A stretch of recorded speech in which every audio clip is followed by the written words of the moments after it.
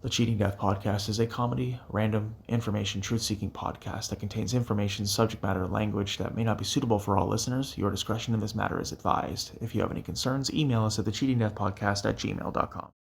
On today's episode of the Cheating Death Podcast, we discuss the Tuskegee Syphilis Experiment, a horrendous, horrific example of medical quote-unquote history. We also get into an all-new Annihilation Announcement, a joke of the episode, and more.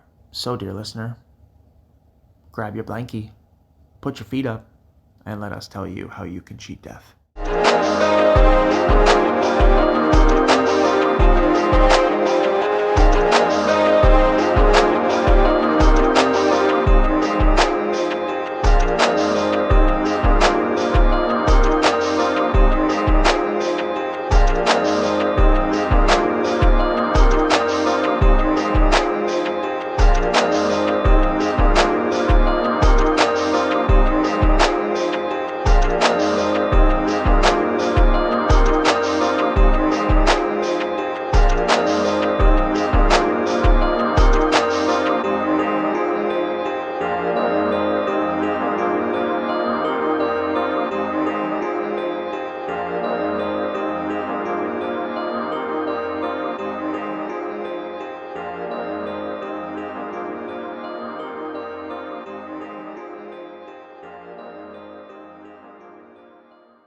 This is your news anchor, the Cleric of Chaos, and this is your Annihilation Announcement.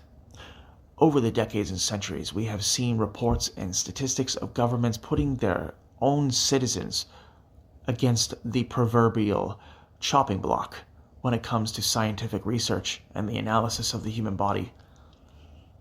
The Tuskegee Syphilis Experiment was a control group which had 600 willing, at the time, participants, not knowing exactly what the experiment was for, only being told that they had, quote, bad blood, end quote, is disturbing, disgusting, and had no place in society then, and it has no place in society now. So as the future moves on and we uncover more clandestine government operations, all we must do is hope and try for a better tomorrow.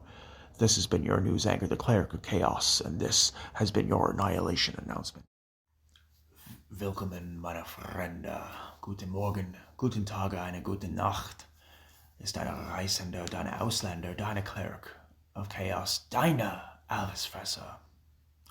Today, we discuss the Tuskegee Syphilis Experiment, which took place in Tuskegee, Alabama, over the course of 40 years between 1932 and 1972. The Tuskegee Syphilis Experiment was, as it was worded, an experiment, a study, devised by the Center for Disease Control and the United States federal government, as well as the state government of Alabama. The Tuskegee Syphilis Experiment was to contain 600 individuals, all being from the African-American male population of Tuskegee, Alabama, and given treatments to where they were told they specifically had quote-unquote bad blood, completely removing the overt racism and the disgusting behavior and abhorrent language in that one sentence. Understand that the Tuskegee Syphilis Experiment was a study that never had to happen to begin with. It was brought about by the Center for Disease Control and the United States federal government in 1932, where a control group of 600 African American men were led into medical facilities, were given injections, and told that it was to help cure their quote-unquote bad blood. 399 men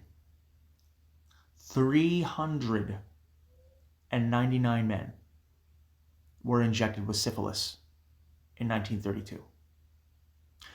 201 of that 600 population group were not infected with syphilis and were intentionally left as a control group to ensure that the differences and the dichotomy between those affected and those not affected would have immediate and direct comparisons and results, leading to a future design, leading to future studies, and leading to future education, if you even want to call it that. This podcast goes on record to state emphatically and explicitly that the Tuskegee Syphilis experiments of 1932 all the way through 1972 were abhorrent, unnecessary, disgusting, disturbing, and completely abhorrent to the way of American life. To take 600 African American men and inject 399 of them with one of the deadliest diseases known to man, only so you could see what the results were like, so you could utilize human beings as a testing ground, so you use black people as guinea pigs? Is that what the disease control was trying to tell you? It is no way, shape, or form an acceptable study of any kind that this study took place. There is no justification. There are no positive benefits to this study on any level whatsoever. And the fact that it was made to continue for 40 years is staggeringly insane. 399 men were injected. At least 250 of them passed away. Approximately 40 of them are still in the record books as having been taken care of and cured, for lack of a better term, but we know very well that syphilis does not have a cure. It is an STD that is very vigilant, very violent, and it does not want to go away. So over the course of that 40-year period after being injected with syphilis, there would be test examinations, there would be follow-ups, there would be conducting studies to where growths, blisters, pus had surfaced to the bodies of several hundred men. And yet, there were no treatments. There was no assistance. There was no helping your fellow man. It was all done in the name of science. And there are only other comparable detections that one would be able to see as to whether or not they have a disease. They were then told that their detection was false, that they're okay. These boils, these blisters, oh no, it's fine, everything's cool. And then they died.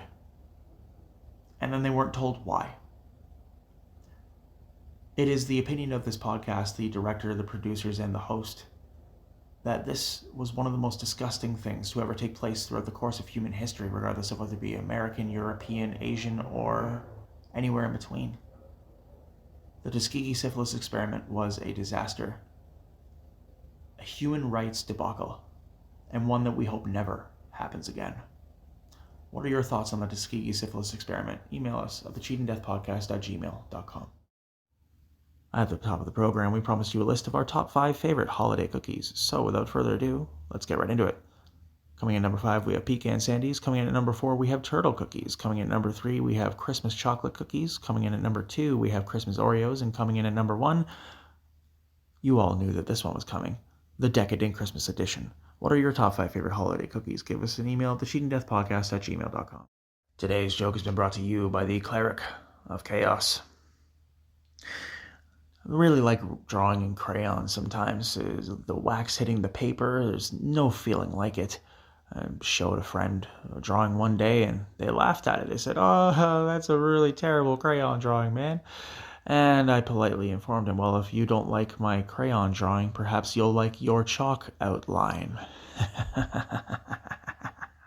The very notion that the United States government and the Center for Disease Control could be so evil and so malicious, so blatantly and so overtly, is completely bizarre even to this day.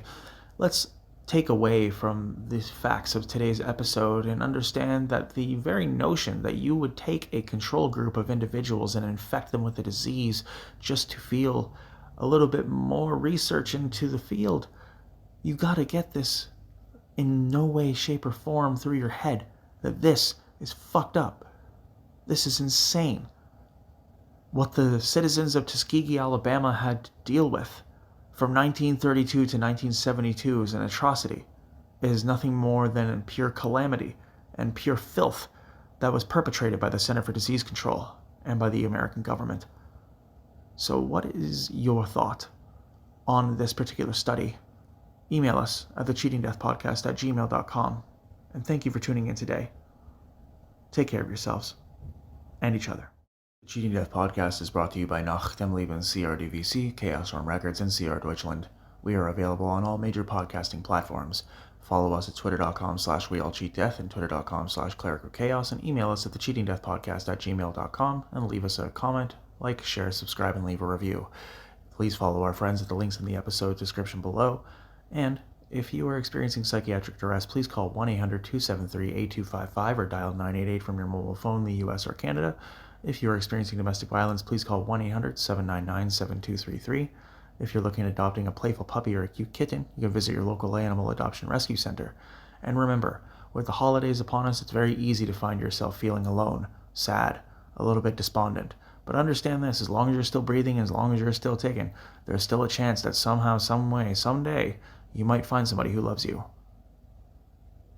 Remember, we're pulling for you. We're all in this together.